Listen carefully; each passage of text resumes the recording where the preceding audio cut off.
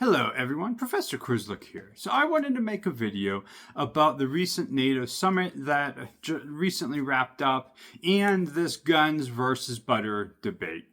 So the NATO summit, if you read about it, it seems like it was a success. There weren't any blow-ups, there weren't any major confrontations between member states, and the member states of NATO agreed to increase their spending to 5% of their GDP. So this is a big increase for a lot of European nation states who are now going to spend, or at least they pledged to, spend 5% of their GDP on defense. And this increase in spending is seen as a way to deter China, deter Russia, and to have more of a domestic security if Russia continues to have an adventurous foreign policy. So when you're reading about it, a lot of the context is that it was a success. They came to this conclusion that they're going to spend more on defense. They're going to position themselves better to defend themselves, mainly against Russia. But it opens up this idea, this concept that we see in economics and political science, this guns versus butter debate, that we only have so much money to spend. And do we spend it on the military, or do we spend it on domestic goods? Do we spend it on social services? Do we spend it domestically?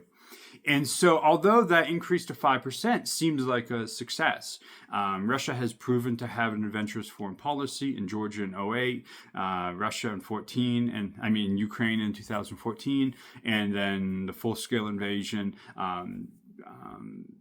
So this idea that Russia is going to continue to have an adventurous foreign policy.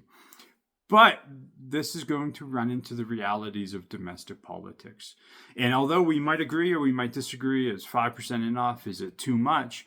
The reality is that at home in a democracy, this will run into some electoral backlash. There's undoubtedly, as we'll see over the coming months and years, a pushback from a population that maybe doesn't agree that Russia is going to be a threat, or they want more social spending at home, and they don't want to have more spending on the military. If you're located in the US, you're living through this debate right now with the Trump administration saying they want to increase the military budget to $1 trillion. So we know there's pushback against that. The same thing is going to happen in Europe, so we'll see how realistic it is to spend 5% of the GDP on the military. So thank you.